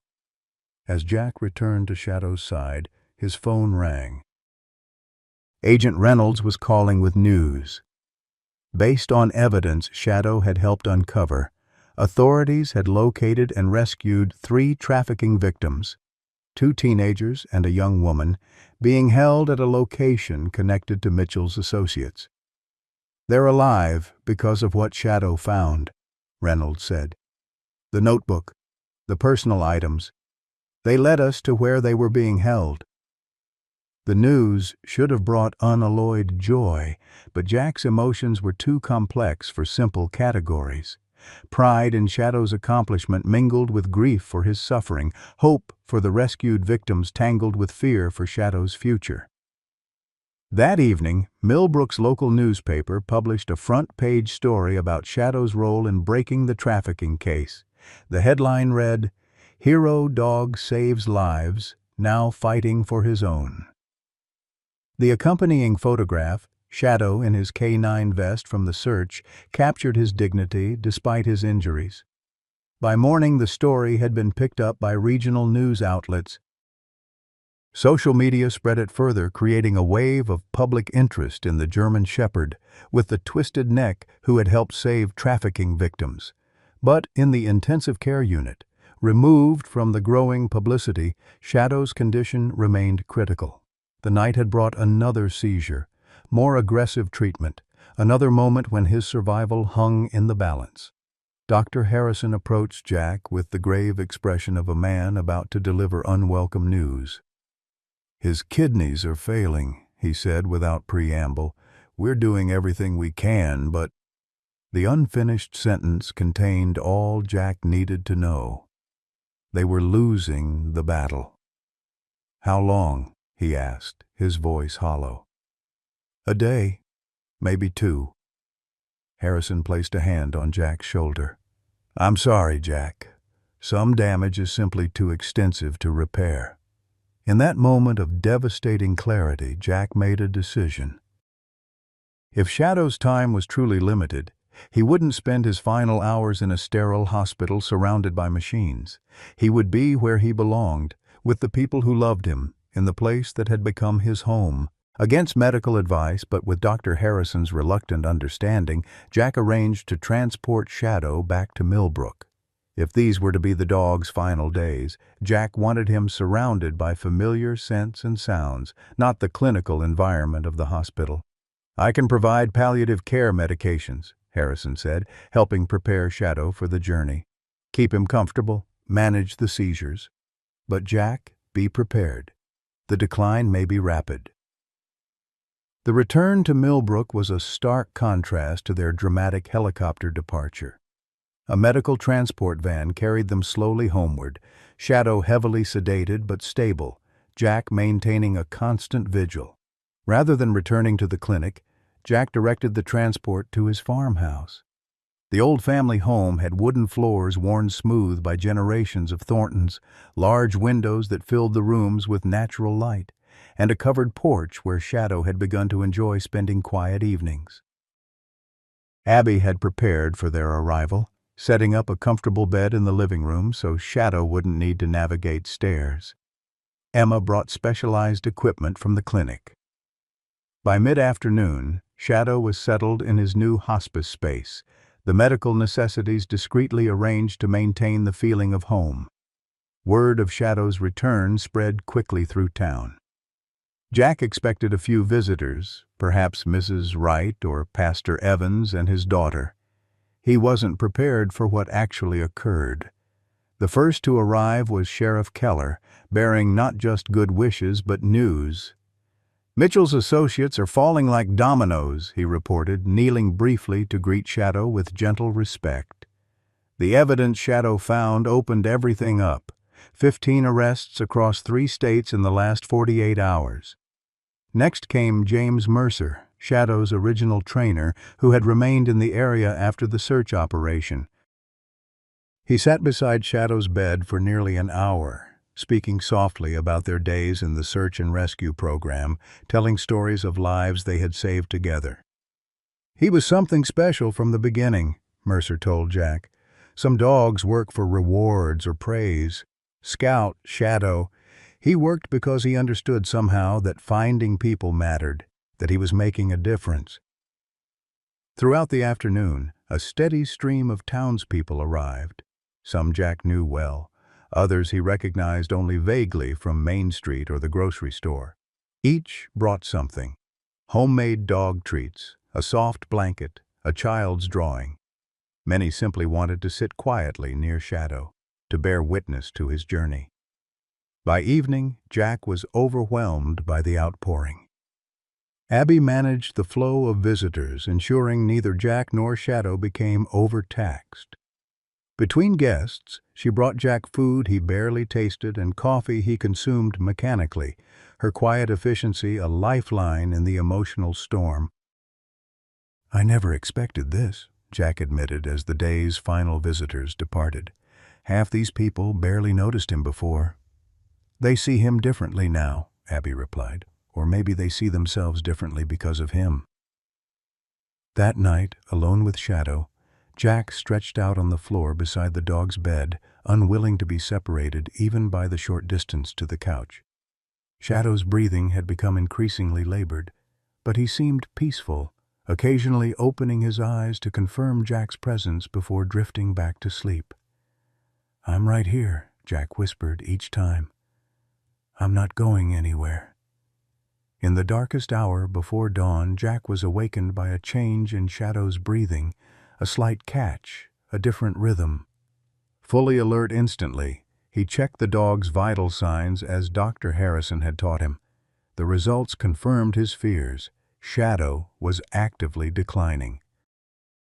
Jack administered the prescribed medications, then settled back beside Shadow, one hand resting gently on the dog's chest to feel each precious heartbeat. "It's okay," he murmured, tears finally breaking free after days of being held at bay. "You've fought so hard. You can rest now." As sunrise painted the farmhouse walls with golden light, Jack prepared himself for the inevitable. He had made peace with the necessity of letting Shadow go, of ending his suffering when the time came. But the weight of that decision, knowing when that moment had arrived, felt unbearable. A soft knock at the door announced Abby's arrival. She took one look at Jack's face and understood immediately, moving to kneel on Shadow's other side. "The medication isn't helping anymore," Jack said, his voice raw. "He's in pain. I need to call Dr. Harrison, make arrangements for—" He couldn't finish the sentence. Abby reached across Shadow to take Jack's hand. "Whatever you decide, I'm here." Before Jack could respond, a commotion outside drew their attention. Through the window they could see several vehicles pulling up, one bearing official FBI markings. Agent Reynolds emerged from the lead car, accompanied by an older man Jack didn't recognize. "What now?" Jack muttered, rising reluctantly to answer the door. Agent Reynolds introduced her companion as Dr. Michael Chen, a specialist in veterinary neurology from Cornell University. "When I heard about Shadow's condition, I contacted Dr. Chen," she explained. "He's pioneered some experimental treatments for dogs with severe neurological trauma." Jack felt a dangerous flicker of hope, quickly suppressed. "We're past that stage," he said flatly. "Shadow is dying.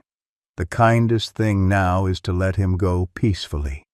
Dr. Chen nodded respectfully but persisted. "May I examine him first?" Sometimes what appears to be systemic failure is actually something more specific and potentially treatable. Against his better judgment, Jack allowed the examination. Dr. Chen worked with methodical gentleness, reviewing Shadow's medical records and consulting briefly with Dr. Harrison by phone. "Dr. Thornton," he said finally, "I believe Shadow is suffering from a specific type of neurological inflammation that's compressing his brainstem. It's mimicking the symptoms of total system failure, but it might, I emphasize might, respond to an aggressive anti-inflammatory protocol we've developed." "What are the chances?" Jack asked, fighting to maintain clinical detachment. 30% perhaps. It's experimental. But without intervention, the outcome is certain." Jack looked at Shadow, seeing not just the dying dog before him, but the survivor who had already defied impossible odds. Who was he to decide this was the end of Shadow's fight? "What do we need to do, Doctor?" Chen's treatment required specialized medication delivered through a spinal tap, a delicate procedure he performed there in Jack's living room, transformed temporarily into a surgical suite. Shadow remained unnervingly still throughout, as if understanding the gravity of this final effort. "Now we wait," Dr. Chen said after completing the procedure. "If he's going to respond, we should see signs within 12 to 24 hours." The wait was excruciating. Jack maintained his position beside Shadow, monitoring every subtle change. Through the day and into another night he watched for any indication, positive or negative, of the treatment's effect. Around midnight, Abby insisted Jack eat something substantial and at least attempt to rest. "You can't help him if you collapse," she argued, practical even in crisis. Reluctantly, Jack moved to the couch, close enough to hear any change in Shadow's breathing, but allowing his own exhausted body to stretch out. Despite his determination to remain alert, he fell into a deep sleep, his body surrendering to days of accumulated fatigue. He woke suddenly, disoriented, aware that something had changed. The living room was bathed in pre-dawn light, Shadow's bed clearly visible, and empty. Panic surged through Jack as he leapt up, calling Shadow's name. Had the dog somehow wandered off to die alone, following the instinct of many animals to isolate themselves at the end? A soft sound from the kitchen drew his attention. There, impossibly, stood Shadow, wobbling significantly but upright, drinking water from his bowl. Jack froze, afraid to trust his sleep-deprived eyes. Shadow? The dog turned at his name, his movements clumsy but deliberate, his eyes, clear and alert for the first time in days, fixed on Jack with unmistakable recognition. Dr. Chen, who had been sleeping in a chair in the study, appeared in the doorway. "Well," he said softly, observing Shadow with professional satisfaction, "it appears we've witnessed a medical exception." By the time Agent Reynolds arrived later that morning, Shadow's improvement had progressed from miraculous to merely remarkable. He couldn't walk far, and his movements remained compromised by both the neck injury and the neurological damage, but he was present, aware, and responding to his environment. The inflammation was compressing specific neural pathways, Dr. Chen explained to the growing group of observers that included Abby, Emma, and Sheriff Keller. Once relieved, those pathways began functioning again. He'll need ongoing treatment and the recovery will be gradual, but he's not dying, Jack finished, still processing this sudden reversal of fortune. No, Chen confirmed. He's very much alive. News of Shadow's resurrection spread through Millbrook with astonishing speed. By afternoon, the farmhouse driveway was filled with cars, the kitchen counter overflowing with casseroles and baked goods delivered by relieved townspeople. Amid the celebration, Agent Reynolds pulled Jack aside with unexpected news. "We've identified one of the victims from Shadow's search findings," she said. "A 17-year-old girl from Colorado who disappeared 3 years ago. Her parents are flying in tomorrow. They've asked to meet Shadow." The revelation added another layer to the already overwhelming day. Shadow's work had not just led to arrests. It was actively reuniting families torn apart by tragedy. That evening, after the visitors had departed and Shadow had settled back into his bed, exhausted but stable, Jack finally allowed himself to fully absorb the day's events. Sitting on the porch with Abby, watching the sunset paint the distant hills, he felt something he hadn't experienced in years, not just relief or happiness, but a profound sense of rightness. "I keep thinking about what Dr. Chen called it," he said, "a medical exception, as if Shadow simply refused to follow the expected course." Abby smiled. "Some souls don't follow the usual rules." The following day brought Laura and Richard Simmons, parents of Melissa Simmons, who had vanished from a Colorado shopping mall 3 years earlier. They arrived with Agent Reynolds, their faces bearing the unmistakable marks of prolonged suffering, etched with new hope. "They found her because of items Shadow led them to," Reynolds explained. "Melissa had hidden a charm bracelet at one of the locations where she was held. It contained DNA that identified her and eventually led to where she and the others were being kept." The Simmons approached Shadow with reverence, kneeling beside his bed where he rested after his morning therapy. Laura reached out a tentative hand, then drew back, overcome. "He saved our daughter," she whispered. "How do you thank someone for that?" Shadow, seeming to sense the importance of the moment, extended his head toward her, allowing her touch. Richard Simmons made no attempt to hide his tears. "The agent told us what he's been through," he said to Jack. "How you found him, saved him, and then he saved others." He shook his head in wonder. "It's like a circle, isn't it? Rescue becomes rescue."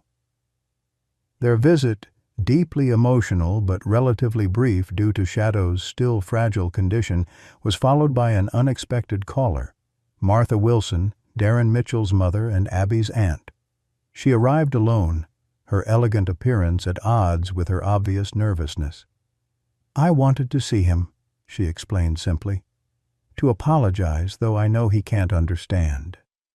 Jack, who had maintained a polite distance with Mrs. Wilson despite her financial support, found his reserve softening at the genuine remorse in her eyes. "I think he understands more than we realize," he said, leading her to Shadow. Martha knelt with difficulty, her age showing in the stiffness of her movements. "I'm so sorry for what my son did to you," she said directly to Shadow. "I failed him, and because of that, he hurt you and so many others." Shadow regarded her steadily, then did something that left Jack speechless. He shifted position, wincing slightly with the effort, and placed his paw on Martha's hand. "I think," Jack said carefully, "that might be forgiveness." Martha's composure broke entirely, years of carefully maintained dignity dissolving in healing tears. Later, as Jack walked her to her car, she paused. "I've made arrangements," she said. "A trust fund for Shadow's ongoing care, and a foundation in his name to support both animal rescue and human trafficking survivors." She met Jack's eyes directly. "It won't erase what Darren did. Nothing can. But perhaps some good can come from our family after all." That night, a summer thunderstorm rolled across Millbrook, bringing cooling rain after days of heat. Shadow, who had once trembled at such sounds, perhaps remembering the night of his abuse, now slept peacefully through the thunder, secure in the knowledge of his safety. Jack sat watching him, marveling at the dog's capacity for healing, not just physical, but emotional. Despite everything Shadow had endured, he had somehow retained his essential nature, his courage, his compassion, his willingness to trust. In this, Jack realized, lay the most profound lesson of their journey together. Shadow had not merely survived his trauma, he had transcended it, using the very skills his abuser had tried to destroy to bring healing to others. The truth was suddenly, blindingly clear. In saving Shadow, Jack had begun to save himself. And in Shadow's remarkable recovery, Jack glimpsed the possibility of his own, a path forward from the grief that had defined him since Tommy's death. The realization came not as a dramatic epiphany, but as a quiet certainty. Healing was possible. Not perfect restoration to what had been before, but the creation of something new and meaningful from what remained. As if sensing Jack's thoughts, Shadow opened his eyes, meeting Jack's gaze with that profound intelligence that had first captured his heart on a rainy night months ago. "We're going to be okay," Jack told him softly. "Both of us." Shadow's tail thumped once against the bed, a simple gesture of agreement, of connection, of hope for what lay ahead. 1 year later, the maple trees lining Jack Thornton's driveway blazed with autumn color as he sat on the farmhouse porch, watching a most unusual scene unfold on his front lawn.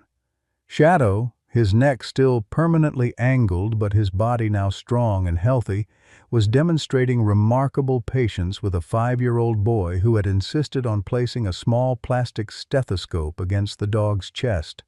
"I can hear his heart," Tyler Jenkins announced with awe, the same child Shadow had saved from falling at the playground over a year ago. "It's going boom, boom, boom!" Shadow maintained perfect stillness, his intelligent eyes following the child's movements with gentle attentiveness. Behind them, a small crowd of adults mingled, sharing refreshments and conversation as they celebrated the first anniversary of the Shadow Foundation. The past year had brought changes Jack could never have imagined that rainy night he'd first encountered a broken German shepherd on Route 16. Shadow's remarkable recovery had continued, defying all medical expectations. While he would never regain full mobility or be free from the physical reminders of his abuse, he had achieved a quality of life that once seemed impossible. Dr. Chen's experimental treatment had proven successful enough that the neurologist had published a paper on Shadow's case, bringing attention to new possibilities for animals with severe trauma. Shadow continued on a regimen of medications and regular physical therapy, now administered by Emma, who had completed specialized training in veterinary rehabilitation. But Shadow's physical recovery was only part of the story that had captured hearts far beyond Millbrook. After the rescue of Melissa Simmons and the other trafficking victims, media attention had focused intensely on the German shepherd with the twisted neck who had helped break the case. National news programs featured his story, social media campaigns spread his image, and donations poured in for his ongoing care. Martha Wilson, true to her word, had established the Shadow Foundation with an initial endowment of $5 million. The foundation supported two interconnected missions: rescue and rehabilitation for abused animals, and services for survivors of human trafficking. Its logo, a silhouette of Shadow's distinctive profile, had become a symbol of resilience recognized across the country. "Jack," called Abby from the porch steps. "The reporter from National Geographic is here." Jack nodded, giving himself a moment to adjust to the idea of yet another interview. The media attention had been both blessing and burden, valuable for the Foundation's work, but sometimes overwhelming for a man who had once valued his privacy. Abby, reading his hesitation, smiled knowingly. 20 minutes, I promised. Then you can escape." Their relationship had evolved gradually over the past year, moving from professional colleagues to friends to something deeper, still undefined but undeniably significant. Abby had sold her small apartment in town 3 months ago, moving into the farmhouse's guest room. Temporarily, she'd said, though neither seemed in a hurry to change the arrangement. The reporter, a thoughtful woman named Sarah Chen, who specialized in stories about animal-human connections, greeted Jack with genuine warmth. She had been following Shadow's story since the beginning, and had written one of the first national pieces about his role in the trafficking case. "I'm finishing a long-form feature on interspecies healing," she explained as they settled in Jack's study. "Shadow's story forms the centerpiece, how his rescue led to human rescues, and how that circle continues to expand." Jack glanced through the window at the gathering outside, a living testament to that expansion. Tyler's mother, Lisa, initially just grateful for Shadow's intervention at the playground, had become one of the Foundation's most active volunteers. Sheriff Keller had established a K-9 training program in partnership with the Foundation, focusing on rehabilitating rescue dogs for service work. Pastor Evans now regularly included prayers for animal welfare in his Sunday services, a significant shift for the traditionally conservative congregation. "The impact goes beyond what we initially imagined," Jack acknowledged. "We thought we were starting a typical rescue organization, but it's become something more." "A community transformation," Sarah suggested, making notes. "Tell me about the therapy program." The program had begun almost accidentally when a local veteran with PTSD had visited Shadow during his recovery. The man, withdrawn and struggling after 3 combat tours, had experienced a breakthrough moment of connection with the injured dog. Something in Shadow's resilience, his ability to trust despite trauma, had reached past the veteran's defenses in a way human therapists had been unable to achieve. From that single encounter had grown a structured program, with Shadow and now 4 other rehabilitated dogs working with trauma survivors. The Foundation had recently secured a contract with the VA hospital in Pittsburgh to provide animal-assisted therapy sessions for veterans. "The dogs understand something about trauma that's difficult to put into words," Jack explained.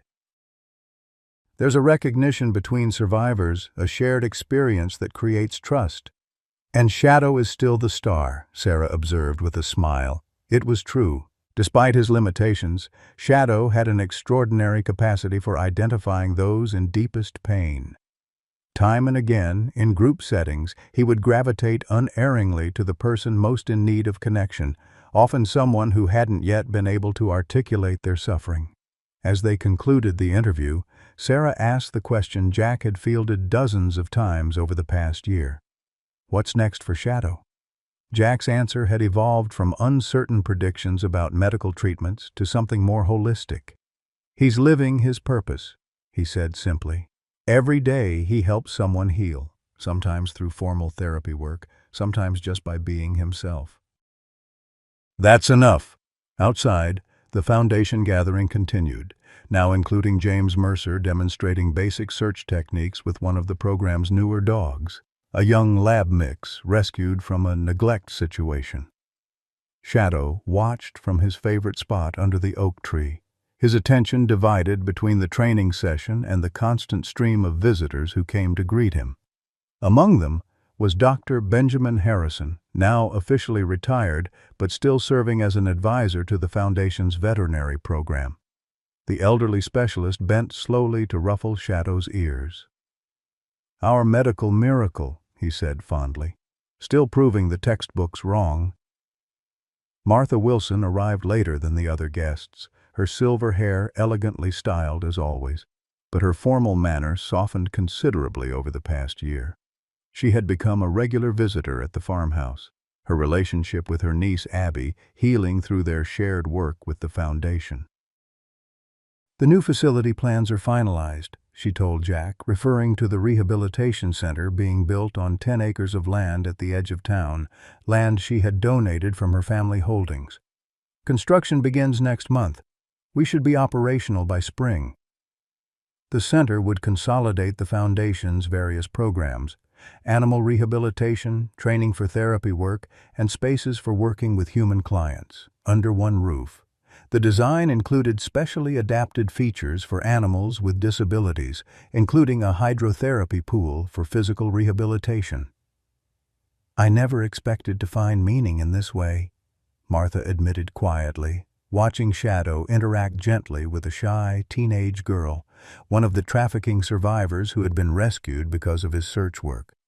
After a lifetime of regrets to be part of something healing, Jack understood completely. His own journey had paralleled Martha's in some ways, finding redemption through Shadow's second chance, purpose through supporting his recovery. As evening approached and guests began to depart, Jack noticed Emma deep in conversation with Agent Reynolds, who had remained involved with Shadow's story long after the official case had concluded. The two women had formed an unlikely friendship, united initially by their admiration for Shadow, but discovering other common interests over time. "Reynolds is trying to recruit her for the FBI's Victim Services Division," Abby remarked, joining Jack as he observed them. "They need people who understand trauma from both the human and animal perspective." "She'd be good at it," Jack acknowledged, feeling a complex mix of pride and reluctance at the thought of losing his dedicated assistant. The Foundation's success had brought both opportunities and challenges. Their work had expanded beyond what the small team could manage, requiring new hires and partnerships.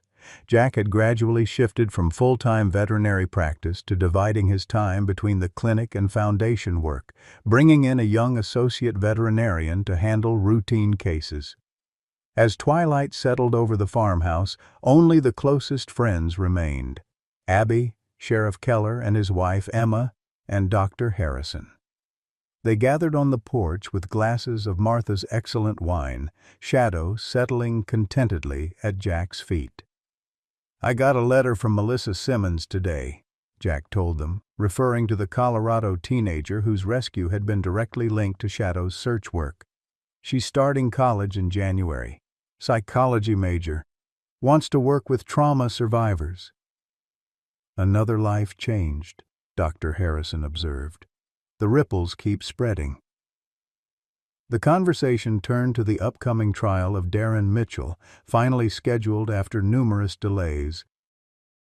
The evidence recovered through Shadow's search had proven crucial, leading to multiple federal charges. Mitchell's former associates, facing lengthy sentences themselves, had begun cooperating with prosecutors, strengthening the case further. "He'll never see freedom again," Sheriff Keller stated with grim satisfaction. "Too many charges, too much evidence.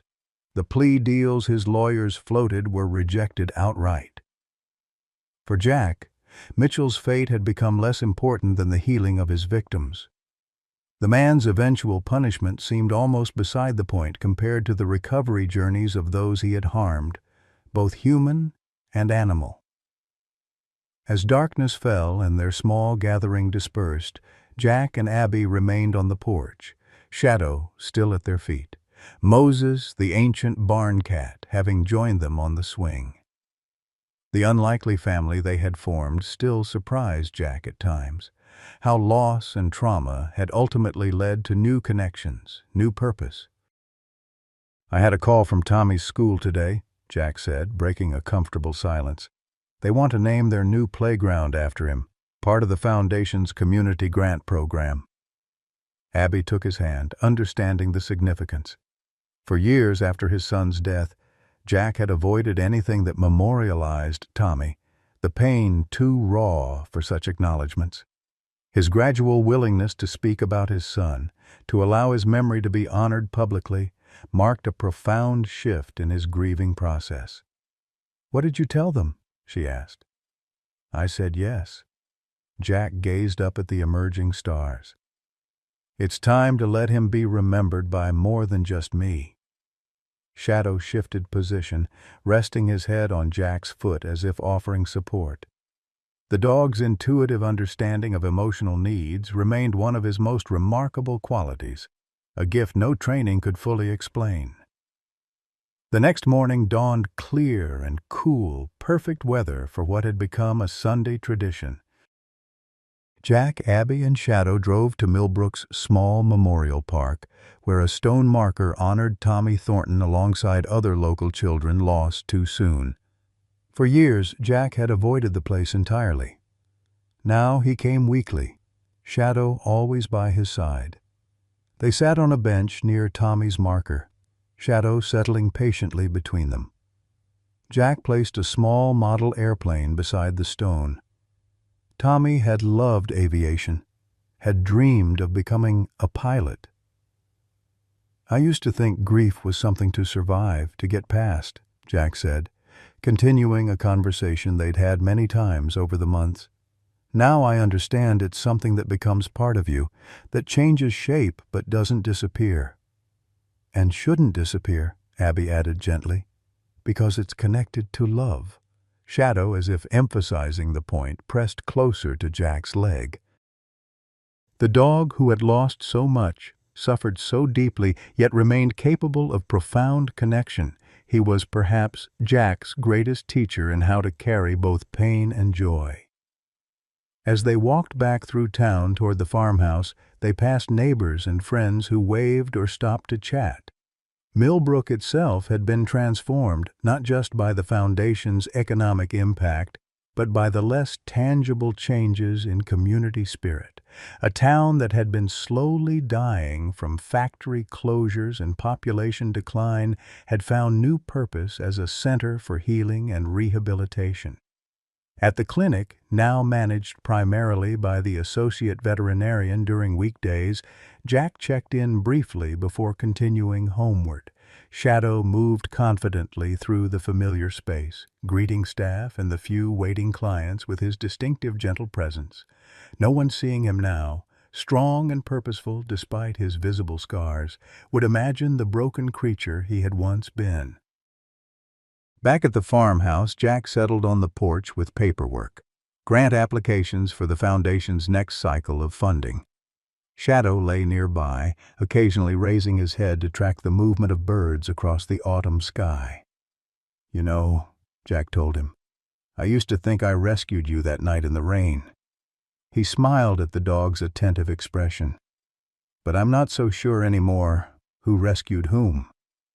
Shadow's response was to rise, move to Jack's side, and rest his head on the man's knee, a gesture of connection that needed no words. In the distance, a car turned onto the long driveway, Abby returning from a meeting with the Foundation's board.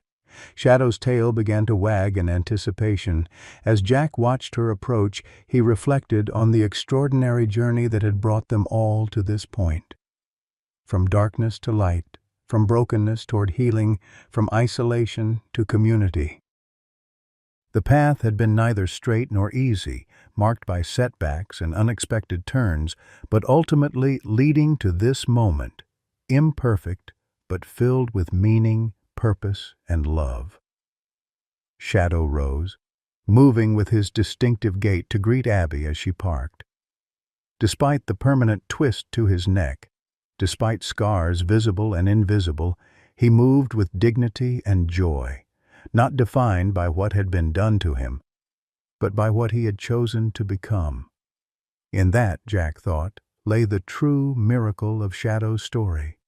Not just that he had survived, but that he had shown so many others how to transform suffering into something beautiful and meaningful.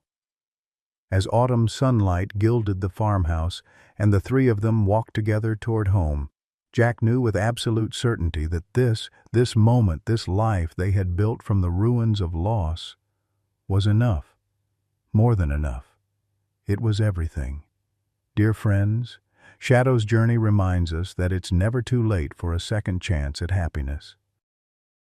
Like many of us who've weathered life's storms, loss of loved ones, health challenges, or feeling overlooked in a changing world, Shadow's twisted neck symbolizes the burdens we all carry. Yet his story shows that our scars don't define us. They simply mark where we've been. When Jack found purpose in helping Shadow heal, he mended his own broken heart. Isn't that the beauty of life after 55? We've gained the wisdom to understand that healing often comes through helping others. The connections Shadow formed in Millbrook mirror what many of us seek: community, purpose, and the knowledge that we still matter deeply. Remember how Shadow, despite everything, chose trust over bitterness? That's a choice available to each of us, regardless of age or circumstance. As autumn leaves fall at Shadow's new rehabilitation center, they remind us that there's profound beauty in life's later seasons. What burden are you carrying that might become your greatest gift to others? Has an unexpected relationship, perhaps with a pet or neighbor, helped heal your heart when you least expected it? Please share your stories of second chances in the comments below. Your experience might be the very light someone else needs today.